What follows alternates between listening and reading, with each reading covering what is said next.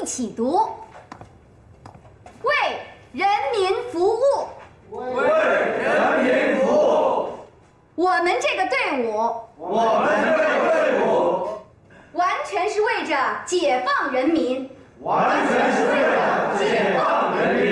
是彻底的为人民的利益工作，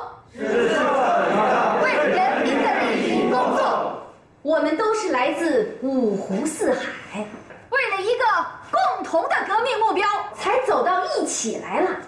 我们为人民而死，就是死得其所。我们失敗的原因就在於此，心裡面沒有裝着人民。韓科長，田湖這小子邪性的很，對馬列主義、毛澤東思想了解的居然比我還透，邪不邪？這是一種信號。啊？敵人在失敗面前學會反思了。幾條臭魚爛蝦，反思管啥用？晚了，來不及了，都被趕到那麼大點一個小島上，再往東就是太平洋，還能掀起啥大浪？恐怕國民黨當初也沒想到，穿着草鞋、戴着斗笠、扛着紅纓槍打仗的工農紅軍，竟然能夠改朝換代。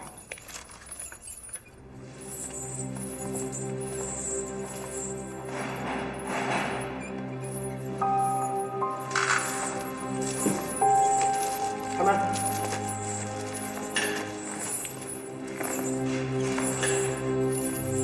注意！怎麼還不服氣？你們再審我多少遍也沒用。我是鹽大蒜，皮兒是黃的，心也是黃的。我很好奇，你不但精通我黨的理論，而且還能夠舉一反三。小意思，過譽了。你是個人才，可是你為沒落的封建蔣家王朝陪葬，你覺得這樣做值得嗎？就算是你死了，你又能改變什麼呢？上書有語：若火燎之於原，不可相耳。毛澤東將這句話引用為星星之火，可以燎原。你們的紅旗，不是也從井岡山插到了延安，又插遍了全中國嗎？田湖，你還想頑抗到底？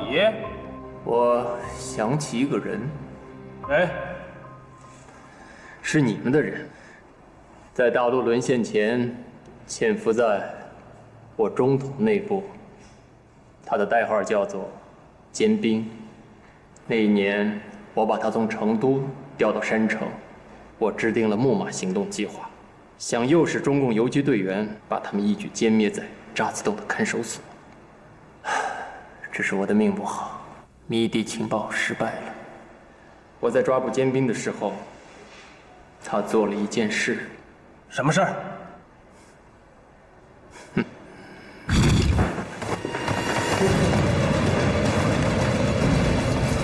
他咬了舌根。捏着他的嘴，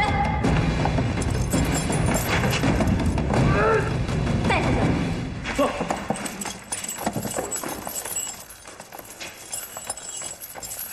這個死硬的老特務，該是國民黨對歷史謝罪的時候了。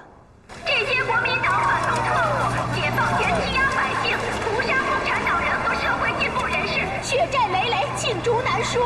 田湖，38歲，山東菏澤人，國民黨中統特務頭目。解放後繼續潛伏山城，伺機破壞。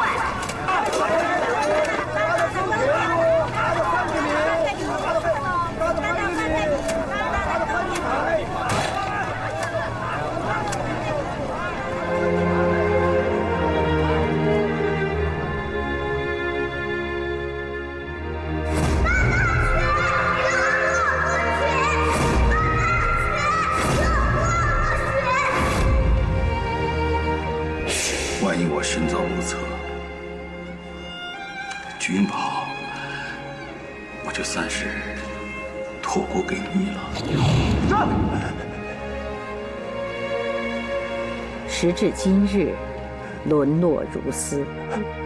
人生走到這步田地，田狐遇到了高君寶，他不知道該以怎樣的面目去陰間見他的老師高展龍。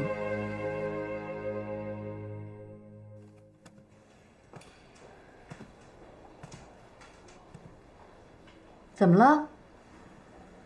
田狐，田先生被拉夫刑场槍毙了。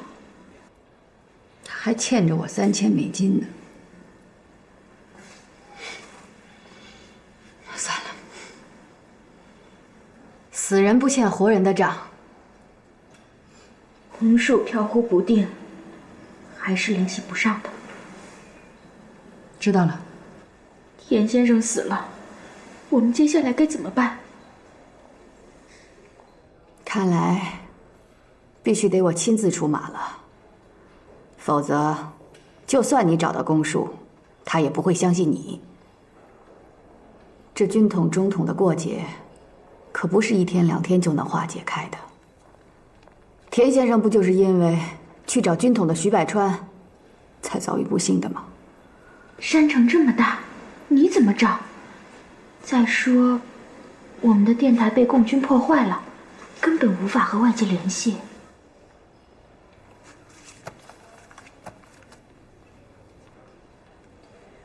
好好學習學習毛澤東的愚公移山，明天你就該知道怎麼找了。啊，崔科長，我是周志前。周志前啊，你怎麼了？我想再請1天假。这孩子呢，也不知道吃了什麼東西，上吐下瀉，還發高燒。老婆一個人在家，他怕出什麼意外，也做不了主。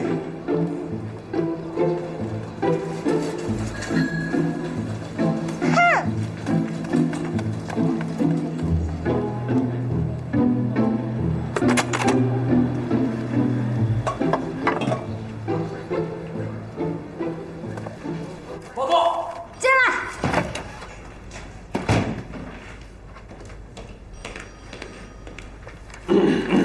我先如实報告，我洗過澡了。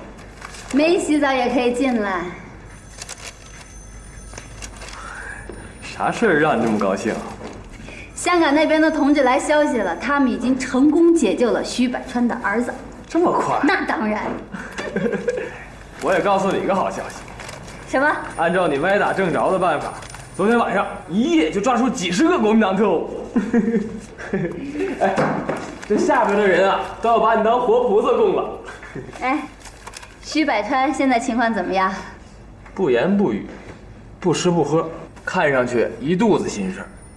他和其他特務不同，生活待遇上要盡量安排得好一些。山城解放的時候，他被老蔣丟下沒跟着跑出去，眼睜睜看着最後一架飛機消失在空中了。不就是優待俘虜嗎？這個咱懂。問沒問到周志前的情況？啊，問了。他祖籍在南京，曾經在國民黨第74軍57師當少尉排長。這常德戰役中負過重傷，還得了一門雲輝徽章。後來呢，幾經輾轉，到山城警察局當檔案管理員。籍貫南京。大屠殺中，南京幾乎成了空城死城，別說是街坊鄰居，就連戶籍資料恐怕都沒了。74軍57師，在常德戰役中幾乎全軍覆沒呀。咋都是有頭沒尾的呀？所以說，想要查到周志前的歷史根本無從查起。他平時是不是深居簡出啊？聽檔案科的人講，他平時還真不太跟人有來往，就是個悶葫蘆。平時懶得很，除了上班，出門基本都是媳婦兒的事兒。他還不愛湊熱鬧，見人都繞着走。我覺得吧，他就是覺得自己殘疾了，也不好意思拋頭露面，自己難為情。他今天來上班了嗎？我剛才去檔案科問了一下，崔科長說他今天早上就打電話來說他家的娃病更重，請假了。周志前就是曾耀先。啥？见了你就知道了。他现在虽然缺条腿，背有点驼，还戴副眼镜，可还能看出是他。我相信自己的眼睛。那还等啥？抓人啊！没那么简单。我们又遇到了一个老难题，就像他上次来延安一样，我们认出他是鬼子六，可我们怎么证明他就是鬼子六？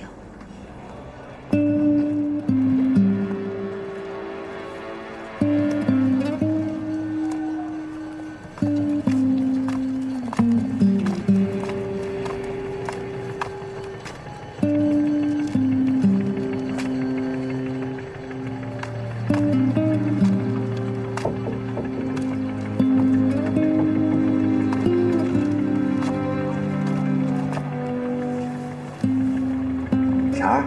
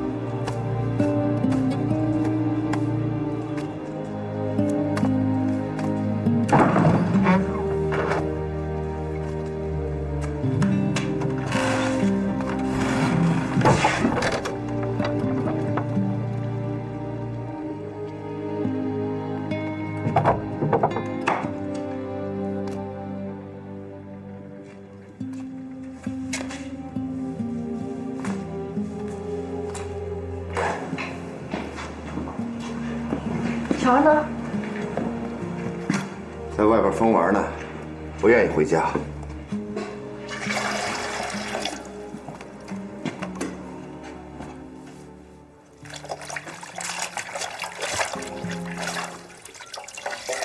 回来，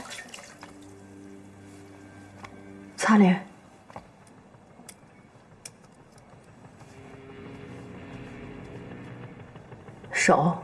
手也擦擦。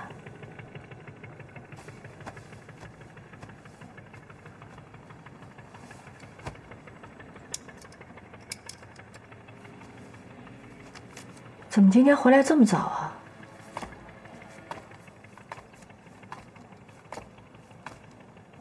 又抽上烟了，你就不能改改这習慣？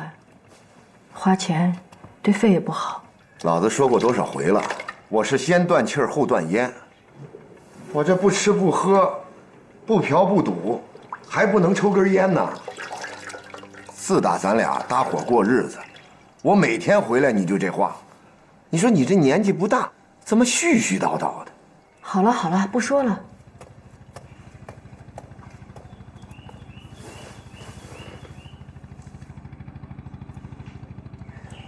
我請假了。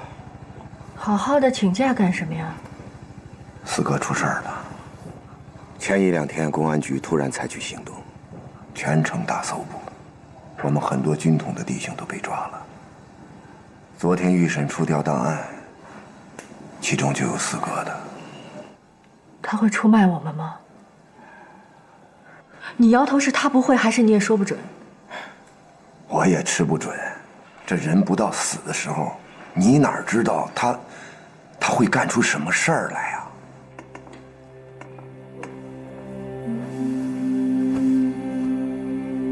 六哥，我怕。叫我老周，我都跟你說過多少次了？老周，我怕。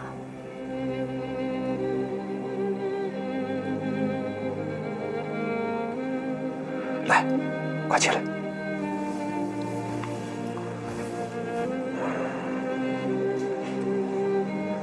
除了我這張臉，該毀的都毀了，沒給他們留下任何證據。最近公安局新調來了一個人，他認出了我。他是誰？韓冰，就是以前在延安跟我交過手的。即使他認出了我是鄭耀先，那他得拿出证据啊，没有证据。他说我是我就是啊，我他娘的，是他娘的软柿子，你想怎么捏我就怎么捏。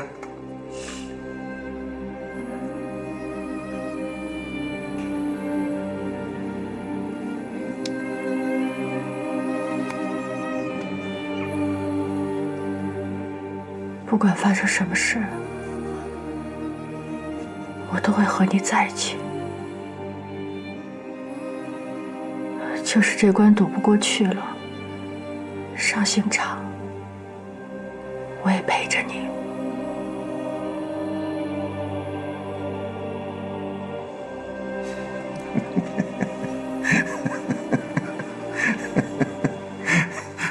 在天愿做比翼鸟，在地愿做连理枝。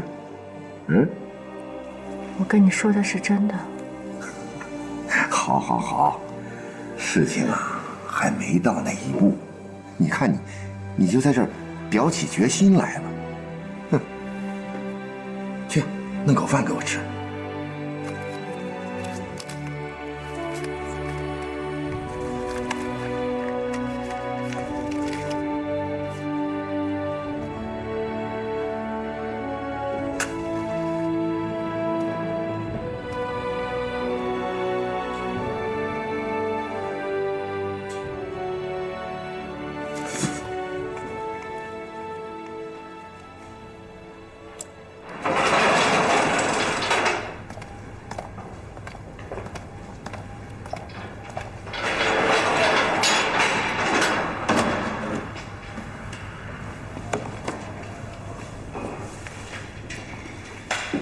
发电厂被美蒋特务破坏了，刚刚抢修好，让您在黑暗中久等了。我是韩冰。没关系，我对这地方熟，有灯没灯都一个样。有烟吗？我不吸烟。那位小兄弟有烟吗？你想啥好事呢？如果能有个烟抽，或许我不介意跟你谈话。我烟瘾大。没出息。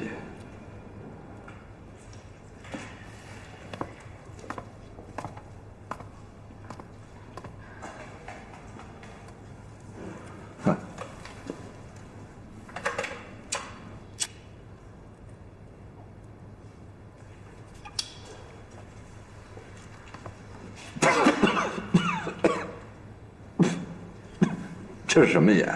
卷烟。新中国卷烟厂造的，不比那美国主子的差。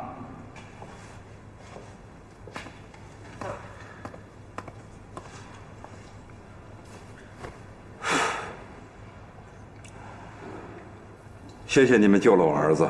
孩子已经被安全地转送到了廣州，能不能來山城，就看你了。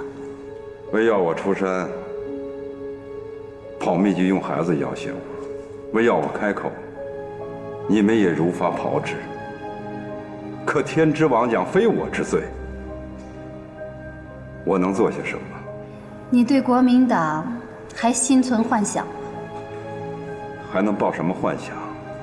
人老了，也怕死了，能保住命，就算阿彌陀佛。你能保住命，也能和自己的兒子團聚。現如今，你是孩子在這個世界上唯一的親人了。孩子還年幼，身心尚沒有足夠的力量來抵抗外界的風風雨雨。覆巢之下，安有完卵？我聽出了你的弦外之音。你其實不就是想從我這裡問出老六的事嗎？為難嗎？這裡的看守所我很熟，牆上還有當年我讓兄弟們刷上去的標語。你們也刷了牆，可沒有刷徹底，有些地方還露着字。哪些標語？青春一去不復返。仔細想想，任命此時於此地，切勿執迷。还有呢？迷津无边，回头是岸。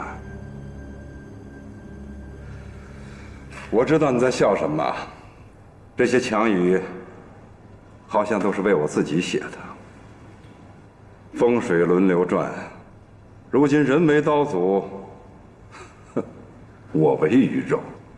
徐百川，你要老實交代啊，不許偏離話題。不，他是在暗示我，鄭耀先有可能還在故地。聰明，三言兩語就能洞察別人的意圖。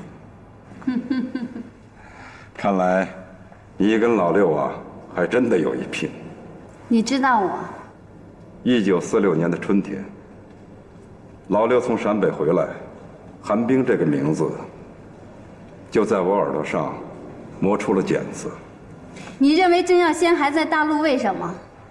中統和軍統在大陸都容不下他，更別說會容他去台灣了。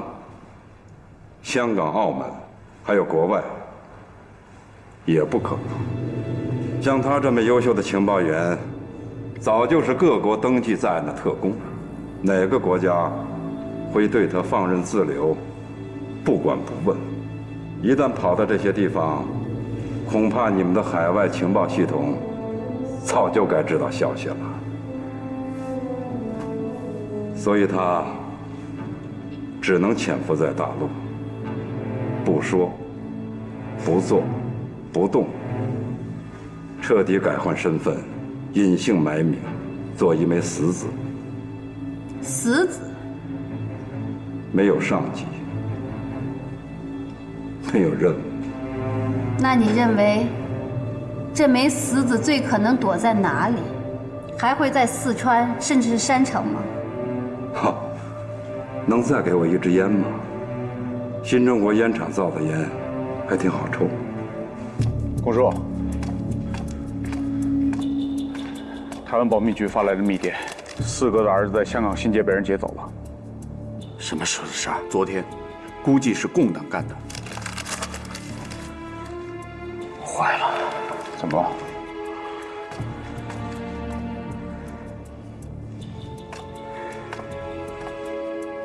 四哥恐怕會變節。放屁！四哥怎麼可能變節？他不跟共黨合作，共黨憑什麼替他救兒子？毛人鳳這個草包，拿別人的孩子做文章。現在好了啊！誤黨誤國，罪該萬死，搬起石頭砸自己的腳。那怎麼辦？六哥的下落估計只有四哥知道，他會不會？六哥肯定危險了。我現在最擔心的是，他本人不知道徐百川被捕的消息。那怎麼辦啊？既然你不願意再提鄭耀先，那咱們就說說公樹。他是老六的死黨，也是個手眼通天的人物。短短幾年，能從一個上尉被破格提拔到少將，這就足以證明，如果能有人繼承老六的衣缽，就是這個公樹了。那他有什麼弱點？講義氣，和老六死心塌地，這就是他最大的弱點。除了鄭耀先，這個世上就沒有人能夠降得住他嗎？能置於他死地的，只有老六。那麼鄭耀先身上有什麼弱點？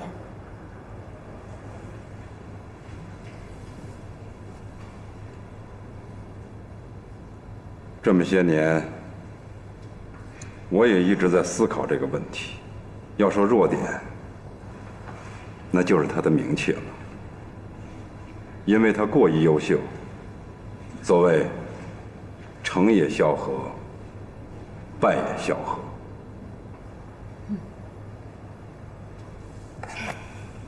徐先生，你看看這些照片，這是我們這次全城大搜捕中拘留的可疑分子。您仔細看一看，上面有沒有熟人？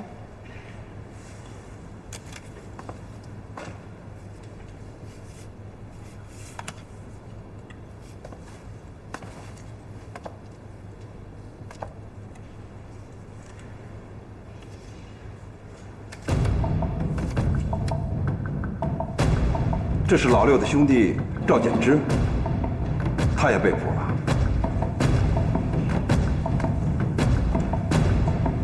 趙簡之可是公署的副手。赵简之，你确定吗？怎么能錯呢？他當年還跟過我呢。帶趙簡之。走。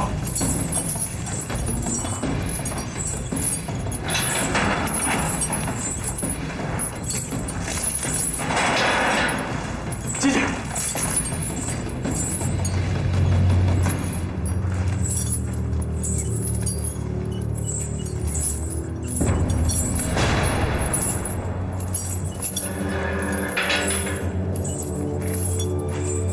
认识那个人吗？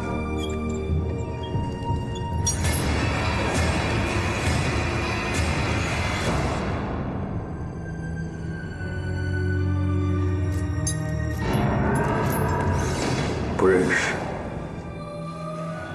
徐先生，那您好好看一看，是他吗？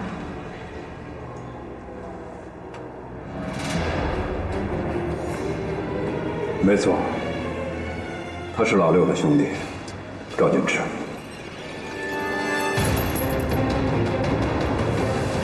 謝謝你，徐先生，給我們提供的情報。有關鄭耀先的事情，我還會繼續請教您。打擾了，請您先回去休息吧。你出賣兄弟！你看那人啊，你出賣兄弟啊！你说他出賣兄弟！把他帶過來。走，王八蛋！王八蛋！趙簡之，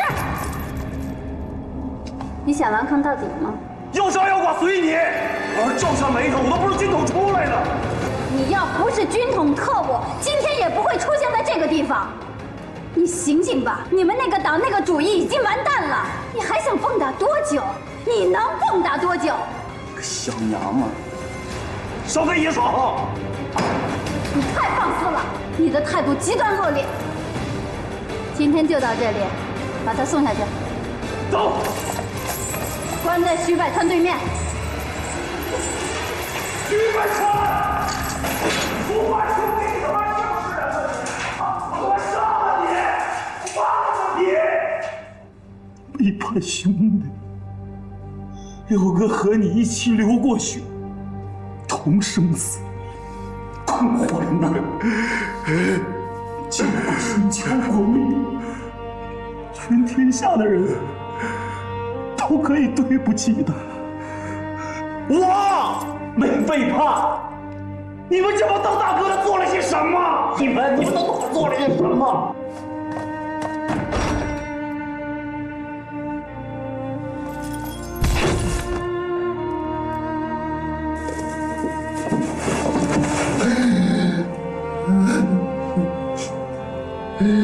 这是弟弟。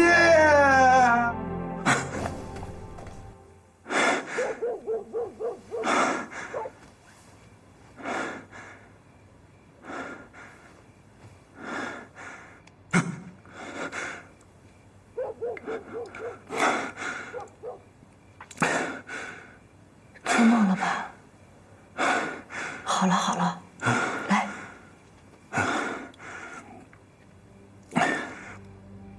來，沒事了啊，就是一個夢，就是一個夢。幹嘛去啊？我抽支煙。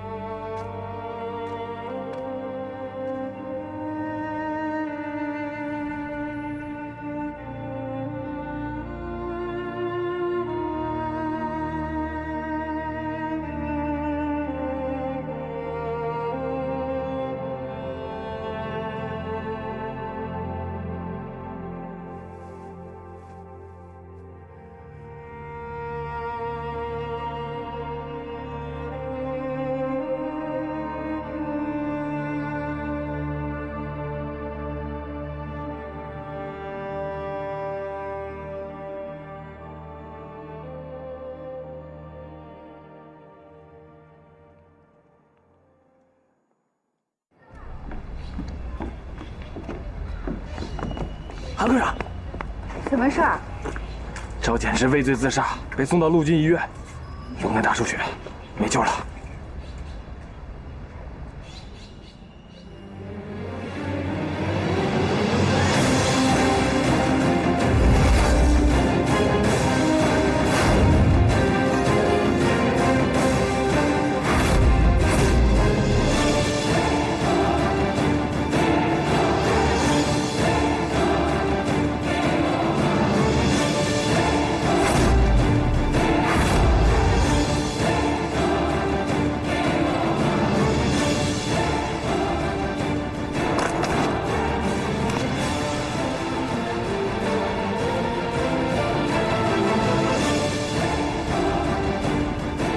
这不就是鬼子令吗？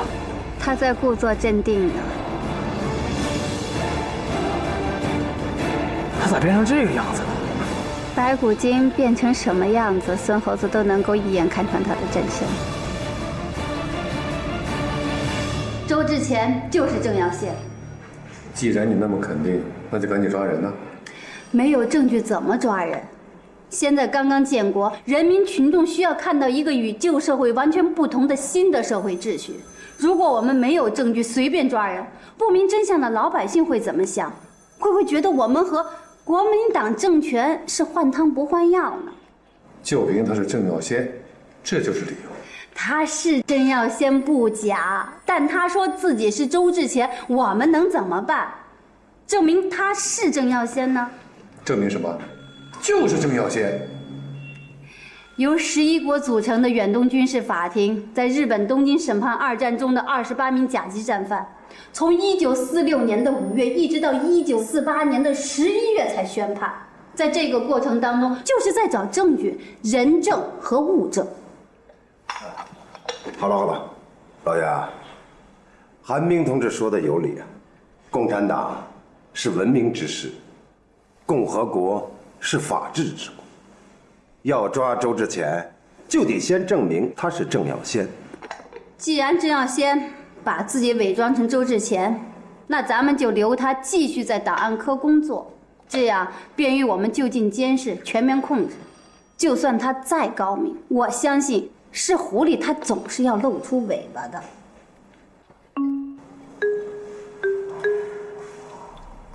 老周，跟你說了多少次了，你腿腳不利落，掃地的活啊就讓別的同志幹，你別有什麼負擔。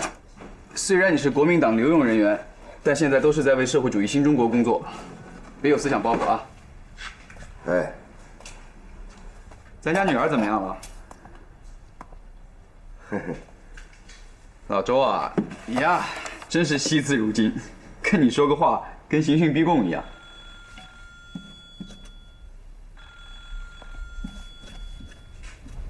趙簡之，國民黨軍統特務，一貫堅持反共、反人民、反社會主義的醜惡立場，協同匪首供述，在國民黨反動派狼狽退逃台灣之後，秘密潛伏山城，多次破壞我新中國建設成果，殘害我革命幹部和群眾積極分子，罪大惡極。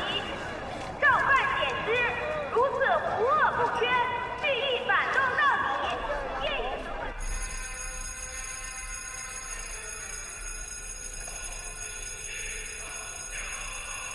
老周，沒聽見下班鈴響了嗎？吃午飯了。啊，我帶飯了。那早涼了，老這麼吃對胃不好。走，我跟食堂炊事員說，幫你回鍋熱一熱。喂。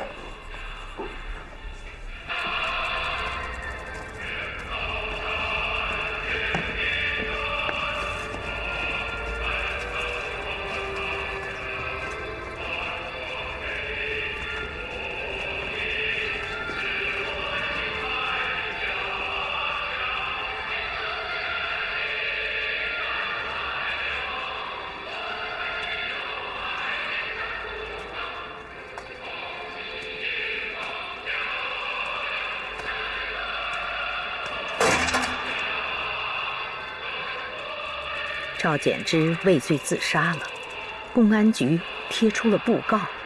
鄭耀先馬上意識到，自己寫給北京總部那些匿名信裡所提供的情報，已使潛伏於山城的國民黨留守特務在大搜捕中紛紛落網。山雨欲來風滿樓，自己和軍統昔日的熟人們短兵相接的一刻，看來就要到了。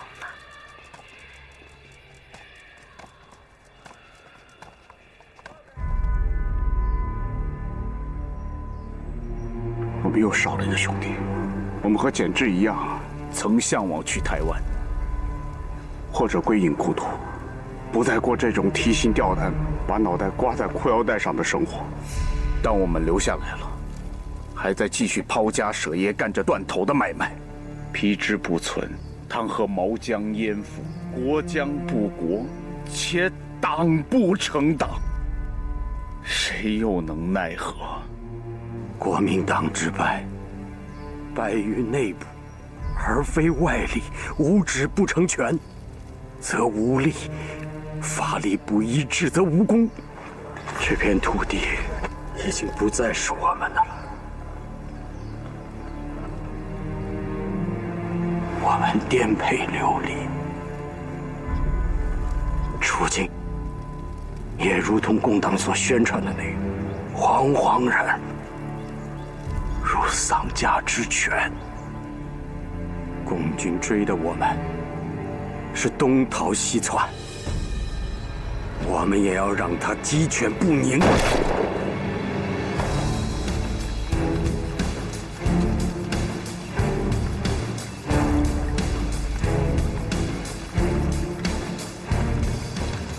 乡亲们，你们都听好了，我可不是什麼善男信女。你們吃不上飯，造中華民國的反，那不是我的錯。你們分田分地，打土豪鬥地主，那也不關我的事。可你們不該去給共產黨通風報信，引來解放軍大軍圍剿，死傷我這麼多兄弟，誰無父母？誰無妻兒？沒說的，斃了。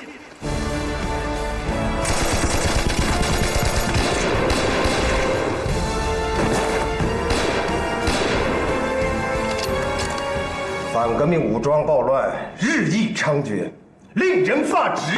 潛伏在黑龍江宜蘭縣黑瞎子窯溝的於大柱子，殺害我共產黨幹部和解放軍官兵100多人，還扒下了人皮做馬鞍，派專人去台灣送給毛人鳳當禮品。再看看我山城市，2日，公訴誹謗襲擊我南坡彈藥庫，打死打傷我人員16人。7日，刺殺我土改工作隊的彭君禮同志。11日，襲擊我方軍用物資，炸毀軍車1輛。15日，血洗甘泉村，殺害民兵骨幹3名。還要我念下去嗎？這個公訴越來越喪心病狂。我多年的戎馬生涯，我現在才知道，這臉不叫臉，讓人家當成屁股了。你們真給我提氣啊！明察暗訪，圍追堵截，最後還是讓他給我跑了，並且繼續橫行鄉里，為非作歹。是不是哪一天，我的人皮也要被他扒下來做馬鞍？局長，你先消消氣兒。這個公訴啊，是把我們以往的游擊戰，如今又用在我們身上了。你還別說，這小子用的還真是有模有樣的，比起其他的土匪的強多了。這就難怪我們地方部隊一時不適應他這種打法。你說什麼？我怎麼越聽越新鮮？解放了，我們的戰士竟然連游擊戰看家本領都不適應了啊！你聽我給你解釋，公訴的游擊戰跟我們以往的打法不太一樣。首先說他裝備精良，其次是打法靈活多變，還有就是他的組織成員，大部分都是那些經過嚴格訓練的軍警憲特分子，絕非那些笑聚山林的真正土匪可比。更有甚者，他从那些真正的土匪那儿，还学会了一炷香的功夫。什么意思？一炷香的功夫啊！他晚上睡觉会手掐一炷香，香面烧熟，就马上跳起来转移。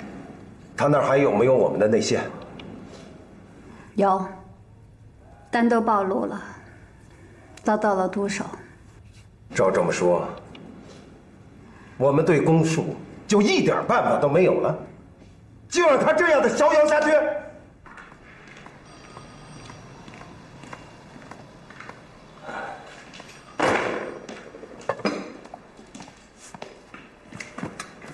你刚才失态了啊！我当众失态怎么了？就得逼！你等着看吧，很快就有对付公树的办法出来。你是说韩冰吧？我不说，他说谁啊？她是我们的女诸葛，孔明张嘴计上心来。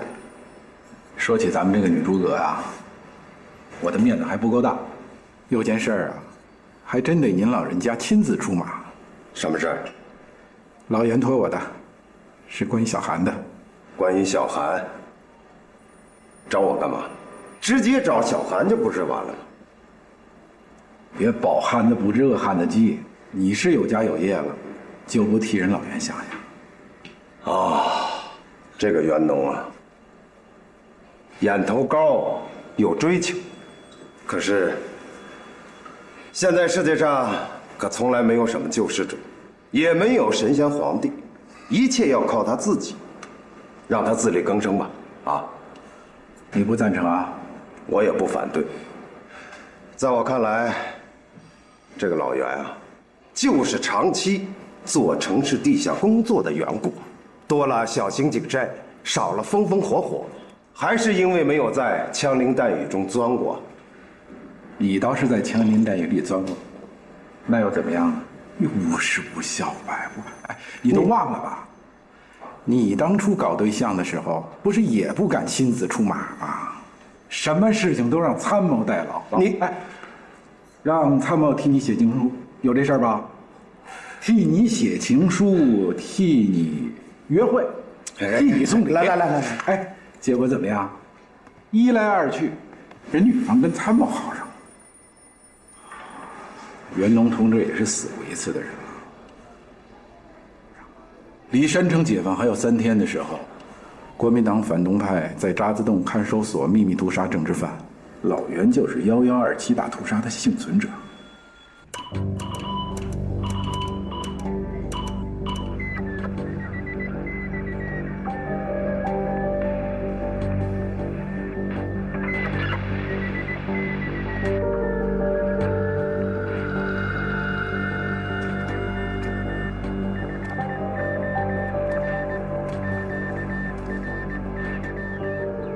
怎么样？还没连上总统呢？我估计啊，中统的秘密电台都被共党摧毁了，要联络就只能派人去了。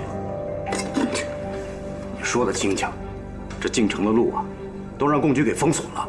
我派了好几个兄弟，全都无功而返，还差点让人抓住，丢了性命。上峰要咱们军统和中统联絡的計劃，我覺得估計要泡湯了。共軍明擺着是要將咱們各個擊破呀。你說說，啊，我們的人死傷慘重，中統都躲起來了，他們看不出來啊。共黨才不分什麼中統軍統呢，他們的目的就是要把國民黨留守將士全都趕盡殺絕。中統他媽個個王八蛋，整天就琢磨那點油鹽醬醋上不了台面。要不是大敵當前，誰願意跟他們合作啊？啊，聯繫不上也好，眼不見心不煩。台灣當局也不能說咱們違抗軍令。而六哥再多好，憑他的本事，肯定能把共軍還有中統耍得團團轉。還有六嫂，她是中統的人，好歹算有個熟人吧。可是我們不知道六哥的喚醒方式。我在電台裡邊多次向台灣保密局求助，他們總是閃爍其詞，顧左右而言他，從來不正面回答我。都不知道这些老板都怎么当的，都在想什么。你说当初哪怕有一个人站出来说一句话，六哥都不至于走了。六哥啊，是自己要走。这人要是心灰意冷了，世上的一切都是过眼云烟。你再跟台湾联系一次，看看有没有可能找到六哥。行，死马当活马医吧。哎，发完报之后啊，让弟兄们赶快转移。这个农舍小院咱们都来了3天了，此地不宜久留啊。共军的电台测向车跟盯賊似的盯着咱们。还有，在门口埋上地雷，一旦共军上门，啪，咱不能让他白来一趟。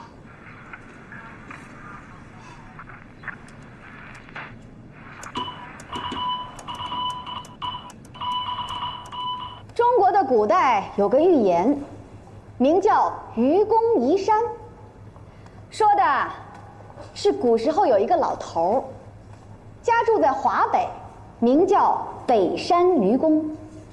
他家门口的南面有2座高山挡住了他家的出路，他就决心率领他的儿子们用锄头挖掉这2座高山。这时候，一个叫智叟的老头看见了发笑，他就对愚公说：“你们这样的行为未免太过愚蠢了，你们父子数人要想把这2座高山挖掉，这是完全不可能的。”愚公回答：“我死了之後還有我的兒子，我兒子死了還有孫子，子子孫孫是沒有窮盡的。山是高，可是山不會再增高，挖掉一點就會少一點，怎麼會挖不平呢？”這個愚公堅定不移，每天上山挖山不止。終於，這件事情感動了上帝，上帝就派來2個神仙下凡，把這2座山給背走了。共黨的毛澤東宣揚，在中國人民頭上也壓着2座大山，一座叫封建主義，一座叫帝國主義。他決心率領中國共產黨也要挖掉這2座大山。他們堅持，不斷的工作，他們也感動了上帝。但是這個上帝不是別人，是全中國的人民大眾。全中國的人民大眾一起起來，跟他們一起來挖掉這2座大山，怎麼會挖不掉呢？就是因為國民黨人沒有堅持，沒有不停的工作，所以想要挖掉自己面前的大山，無論如何是做不到。國民黨人也不相信上帝，這個上帝同樣不是別人，就是全中國的人民大眾。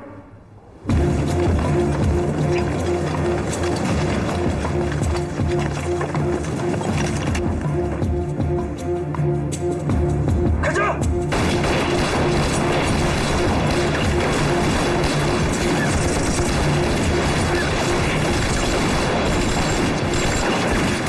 上！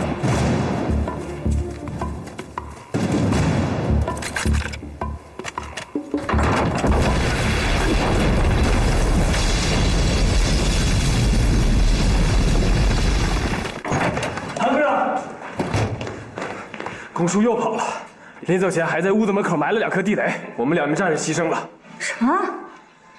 公叔再次消失，去向不明，這手下也各奔東西，他能有啥陰謀？什麼陰謀？這不是明擺着想要和內調局會合嗎？那既然這樣，他幹嘛要消失啊？把人集中在一起，目標太大，換作是我也會化整為零，分散對手的注意力，給對手造成大炮打蚊子的被動局面。他也知道打得過就打，打不過就跑。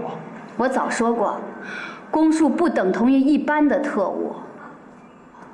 他既然想好用這招來對付我們，那說明在他心裡已經有了5成的把握。5成？才5成他就敢冒險？那剩下5成呢？賭啊，沒什麼可奇怪的。別忘了，在陝北劉家嶺的時候，他就是用命賭，闖出了地雷陣。他就是個二桿子。你確定是在這兒接頭啊？前2天有客登門，都说毛泽東的论持久战，你记不记得？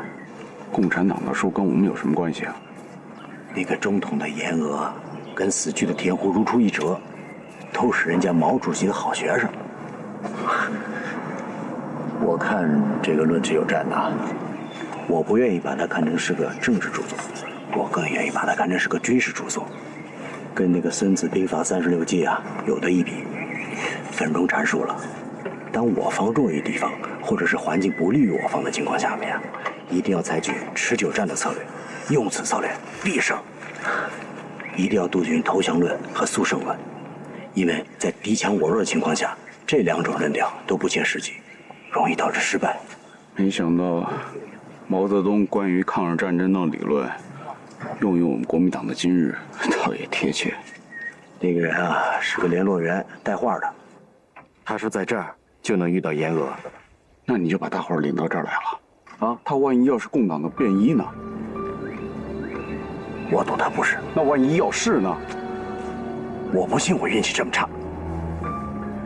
咱們本來人手就不夠，你這一分散，豈不更糟啊？我們這些個人裡頭，往好了說，一條或龍，一群是蟲。大敵當前，誰還有心思窩裡反呢？你沒心思反，那不代表別人沒心思反呢。共黨的優待俘虜的名單上，可沒有你我的大名。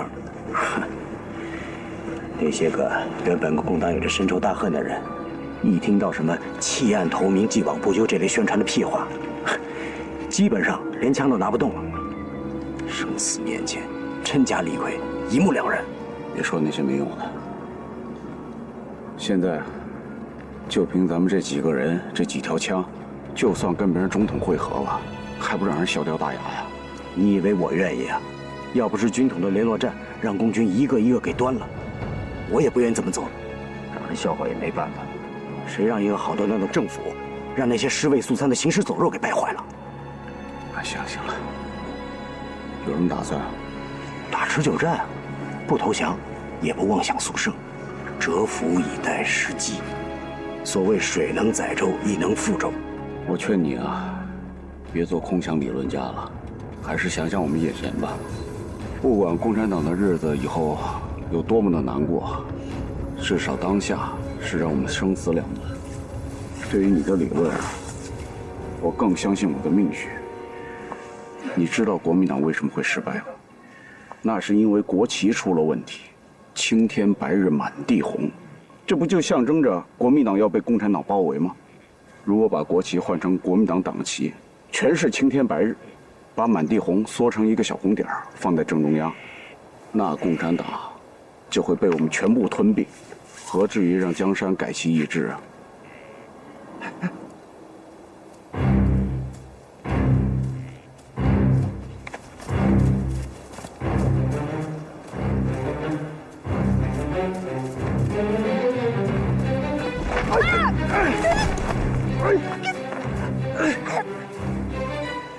你是阎娥？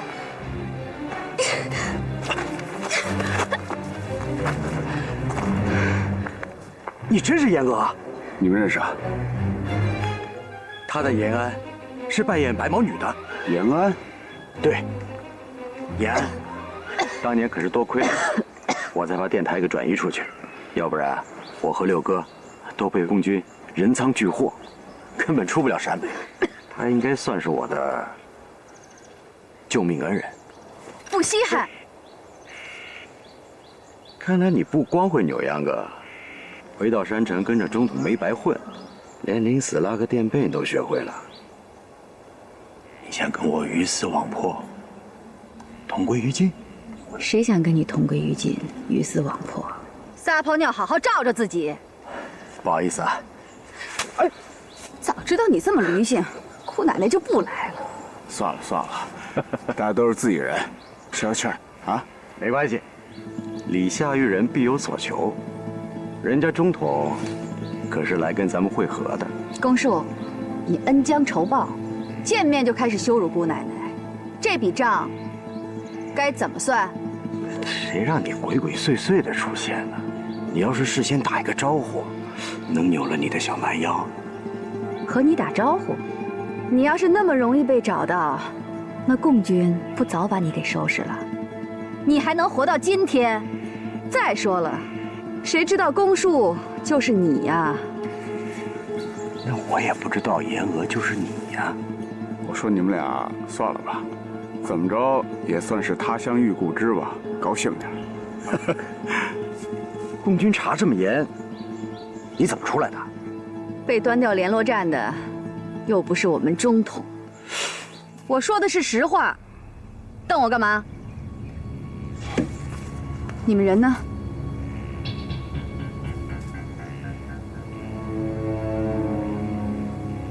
就這3、5個毛人了？人少怎麼了？兵不在多在於精，不能反攻救國嗎？就你們這幾頭爛蒜，還想跟人家幾百萬的解放軍叫囂，勇氣可嘉。你什麼意思啊？老鼠想跟大象鬥，佩服。打不過共黨，我還死不過共黨嗎？公树不会乖乖伸着脖子等着我们下刀的。还有更详细的资料吗？没有了。据周志前说，国民党军统曾在解放前秘密销毁过一批绝密文件，这其中就包括郑耀先的，还有一部分公树的。听周志前说的。他号称是山城警察局的档案管理员嘛。我问过其他的国民党留守人员，普遍都反映他平时工作勤勤恳恳，就是不爱跟人说话，就连娶媳妇这种事儿都办得简简单单，不声不响的。周围人是一下子才发现，人家都过上日子了，连娃都有了。邻居们很少见他，你要不问的话，都不知道身边还有这么一号人。这就是职业特工的特点，掉在人堆里你都找不着。不过也不完全是这样，别看他平時不愛說話，真要招起急來，能把你頂出2里地去，蔫兒驢踢死人啊！國民黨山城警察局原來有個處長就受過這樣的虧，看他老實，想惦記他媳婦兒，後來你猜怎麼着？沒過2天，那處長的媳婦兒反倒被賣到窑子裡去。更離譜的是，這周志前當面當那麼幾句話，把這處長就說個半身不遂，現在還躺在醫院裡尿炕呢。問沒問過徐百川、鄭耀先的體徵？問了，說鄭耀先胸前有17道疤。查沒查過周志前的？查了，以體檢為名，在部隊醫院剛檢查的。不過什麼？他胸前可不止17道疤。鬼子六胸前的是點狀疤，可周志前呢，簡直都連成一片了。這個鬼子六是煞費苦心，想把自己偽裝到腳趾頭上去。我看要是有可能，他都會去做整容。川島芳子當時為了完成一項任務，專門回日本做了整容。周志前自己說，他胸前的疤是抗戰的時候讓小鬼子汽油彈給燒的。去南京外調的同志回來了嗎？回來了，當地的民政部門講，夫子廟一帶確實有一個叫周志前的，不過抗戰一爆發，人就不知道哪兒去了。他的親戚、家人、父母什麼的，都在南京大屠殺中死光了。就在昨天，他向組織提交了一份思想報告。沒看出來，這個周志前在政治上還是個投機分子。我聽說他最近切火得很，在做激烈的思想鬥爭，說怕組織一旦不要他了，他沒了這份工作，沒了工資，他自己還有殘疾，養不起老婆和孩子。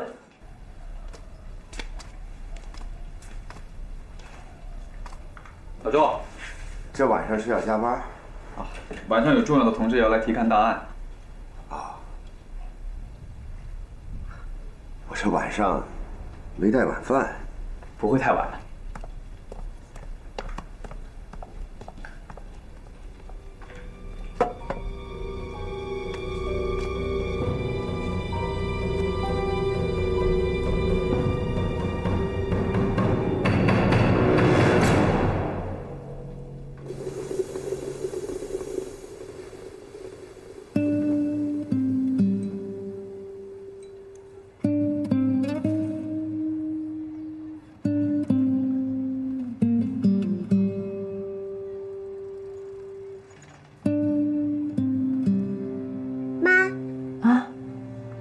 傻子說謊。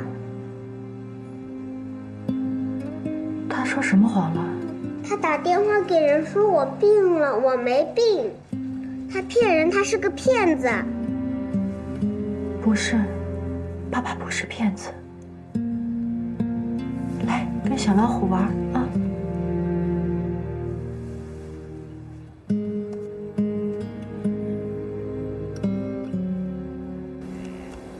山城附近駐扎的是共軍二野最精銳的部队。为了圍剿我們，他們連寒戰都沒去。謝謝您給指點迷津啊！可這些我們都知道了，您能說點咱們不知道的嗎？有一件事情你不覺得奇怪嗎？願聞其詳。為什麼每次倒霉的都是你們軍統？那是人家共軍怕你我兵合一處，等滅了我，你以為他會對你心慈手軟？如果共軍對付不了你公樹，還會有心思對付我延娥嗎？你什麼意思？讓我牽制共軍，給你當替死鬼？公樹，大敵當前，你我兩家應該盡釋前嫌，否則被共軍抓了去，那斷頭台上跑不掉我，也少不了你。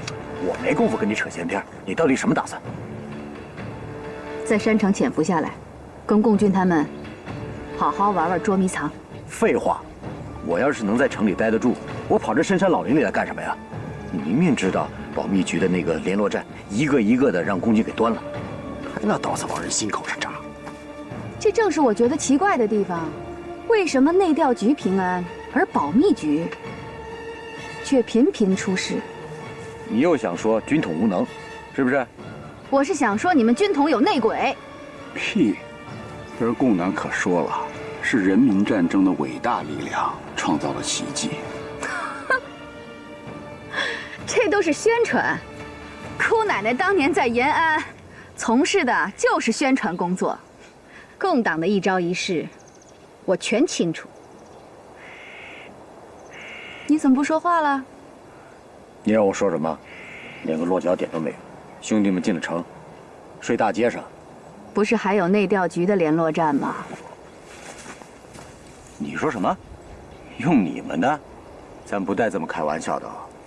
誰跟你開玩笑？你的特長是搞情報，帶兵打仗，那叫不務正業。驢唇能對得上馬嘴嗎？我能吃幾碗乾飯，不用你幫着數。哎，那中統的人能聽咱們調派嗎？你把我當成那個缺心眼的騾子了吧？我想你也不是。我剛才已經說過了，大敵當前，如果咱們不精誠合作，那大家唯有死路一條。都什麼時候了，你還有心思在這跟我爭什麼中統軍統？高，高，實在是高。公叔，看看別人內調局的這氣魄，咱們呀就別以小人之心奪君子之腹了。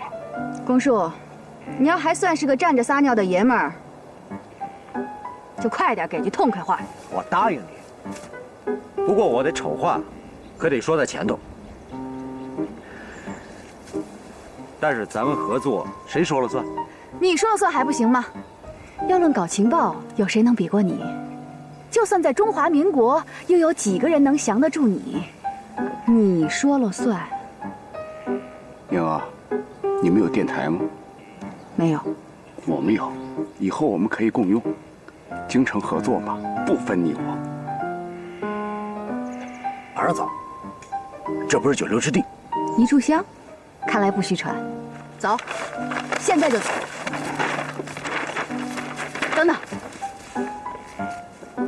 團結就是力量。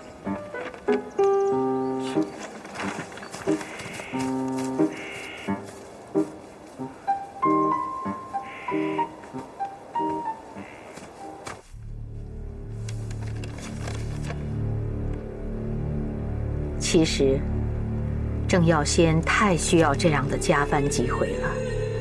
他可以避開眾人，在浩瀚如海的資料中，尋找一份份國民黨特務密檔。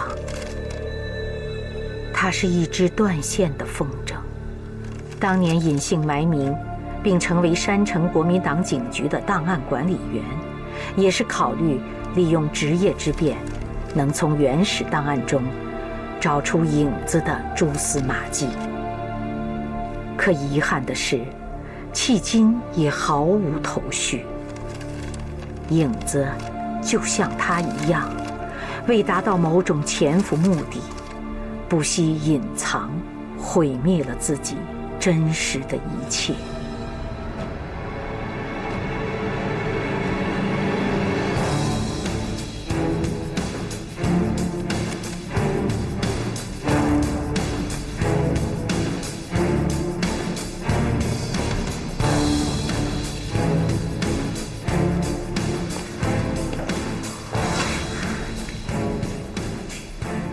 好，二位是来调看档案的重要同志吧？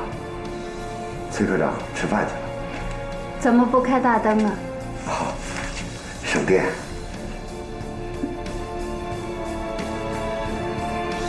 灯绳在那儿。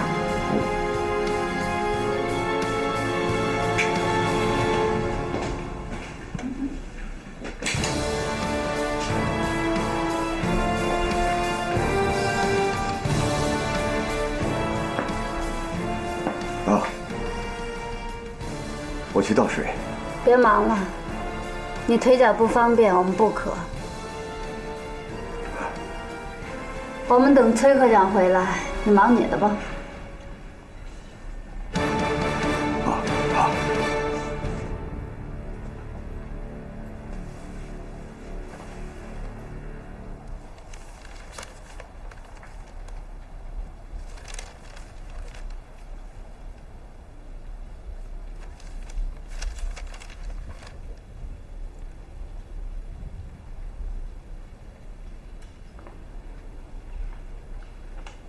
你怎么了？没什么。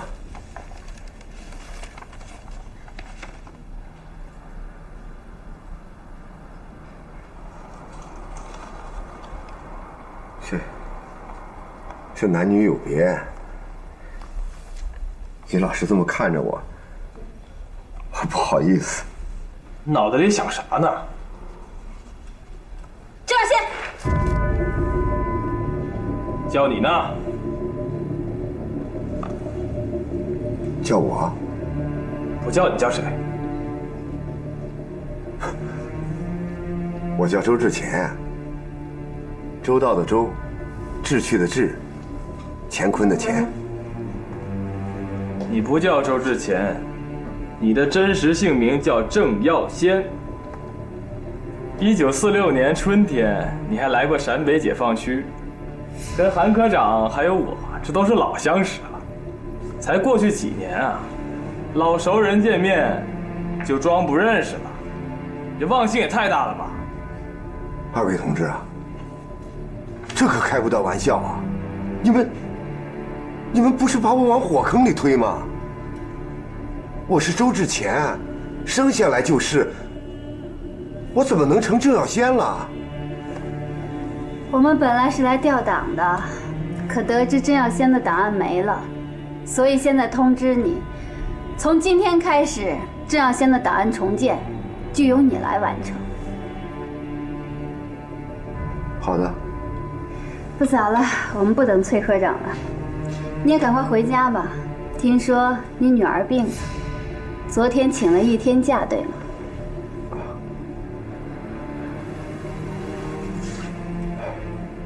謝謝組織關心。哎，二位同志，我實在是想問問，你們為什麼說我是鄭耀先啊？他可是要被人民政府槍斃的通緝犯啊！既然你是周志乾，你怕什麼呀？我是周志乾不假，可你們剛才說我是鄭耀先啊，是不是我跟他長得有點像啊？因為解放前我在警察局看了好多檔案，那檔案裡邊沒有發現鄭耀先的照片，連張合影都沒有。不過警察局裡有個警察跟我說，好像我長得有點像鄭耀先。啊？這個警察現在在哪裡？啊，他叫莫少群，福建晋江人。山城解放前夕，他去炸飞机场，结果被解放军当场毙了。你放心，我们是共产党，不是国民党，我们不会冤枉一个好人，我们也不会放过任何一个坏人。那就好，那就好。哦，我保证，我不是个坏人。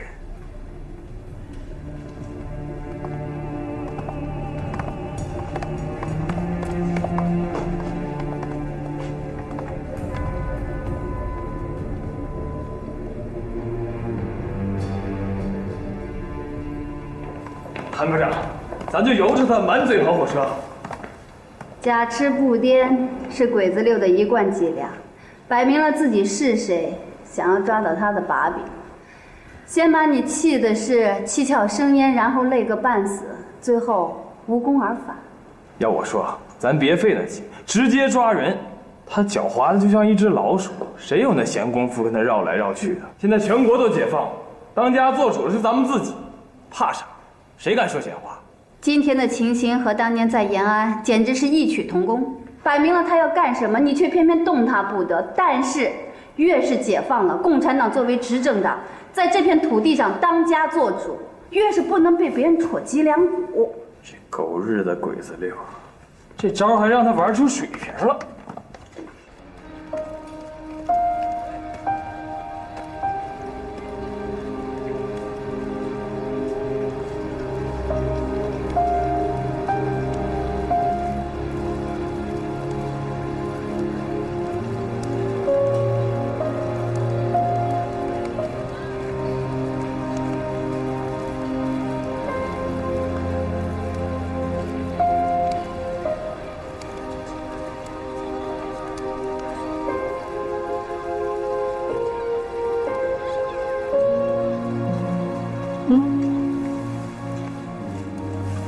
怎么了？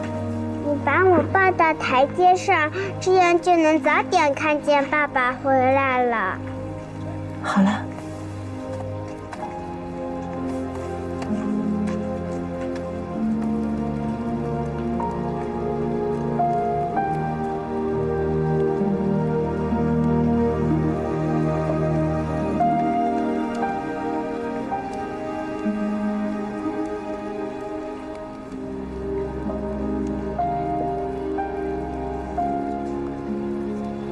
媽媽，你怎麼了？媽媽沒事。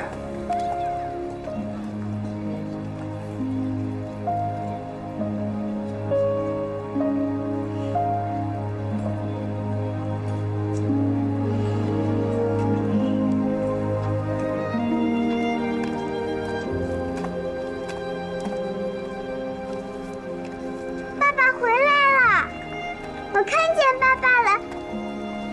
爸爸，爸爸，哎呦！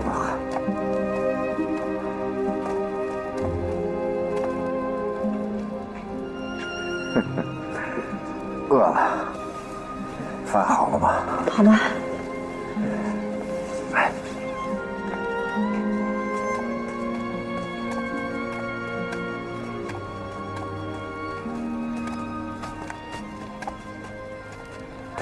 讓一讓，來，有肺痨病人，快讓一讓，肺痨病人，讓一讓，來，讓一讓，有肺痨病人，讓一讓。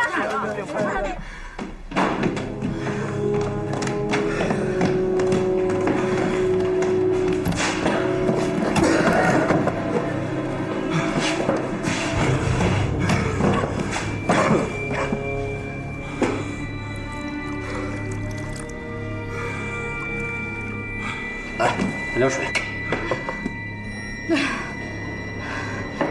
我去安排一下。我要是再咳下去，真成肺痨病人了。要不这样，我们怎么混进城啊？这一路上就看见3张貼着你大頭像的通緝布告。怎麼樣？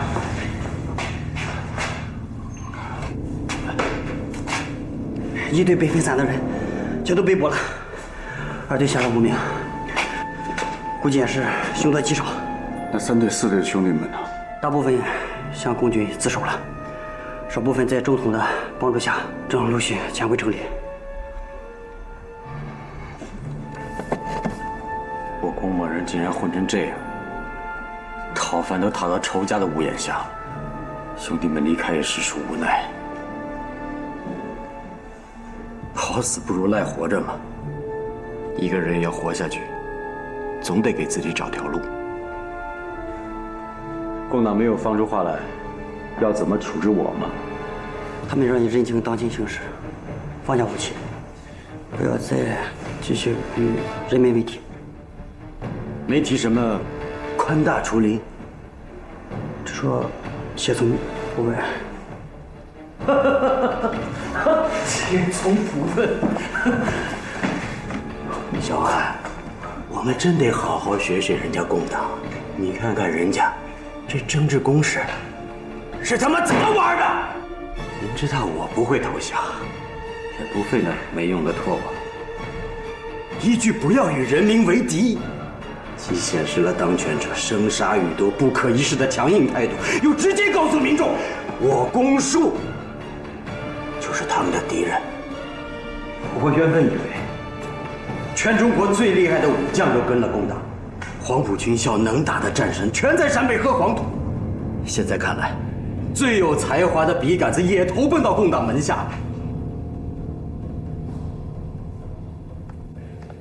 老周，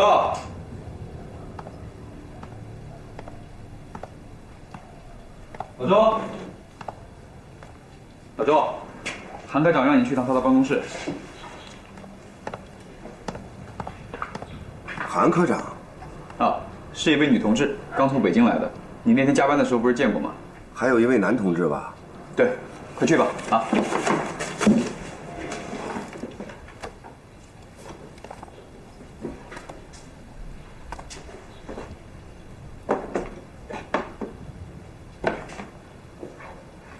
怎么了？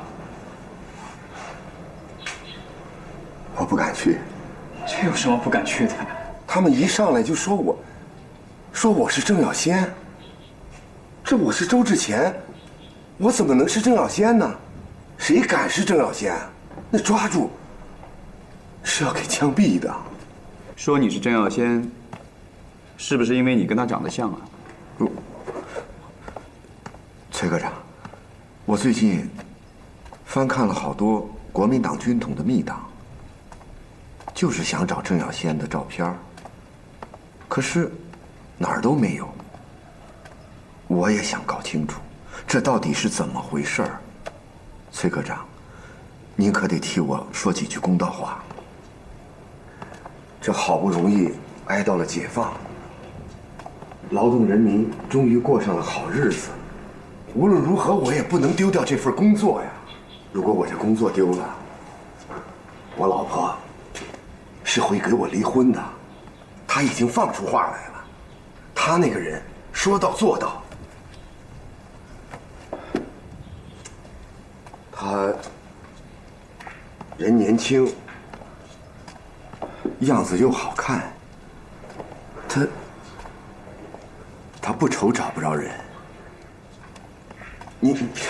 你看看我这条件，我如果再想找个像样的女人一块儿过，那可就难了。你还是先去吧，不会有事儿。这样，我当你的证明人，你的几份思想汇报我都看过，还比较深刻，没什么原则問題。你積極向組織靠攏，工作上任勞任怨，舊社會的事兒就讓它過去吧。哎，我謝謝組織，也謝謝崔科長。進來。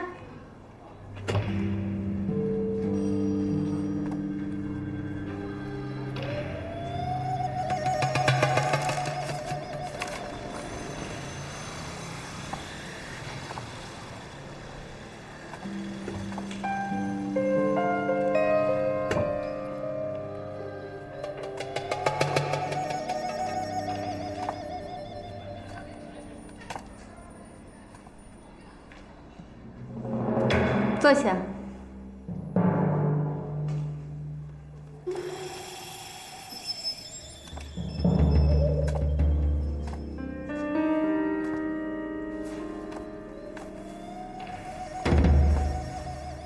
听说保密局留在山城的旧档，你都看过了。那麼公署的檔案，你一定也了解了。略知一二。說說你知道的吧。公署生于1918年6月。抗戰爆發以後，他從燕京大學輟學，參加了軍統在零陵舉辦的特訓班，是大特務鄭耀先的得意門生。他對鄭耀先很忠心嗎？這個不是什麼秘密。當年中統要在渣滓洞看守所除掉鄭耀先，還是公署帶人幫他去解的圍。公署冒着被處置、丟命丟官的危險，越級調動了軍警縣力量，才使鄭耀先突出重圍，從此淡出了人們的視線。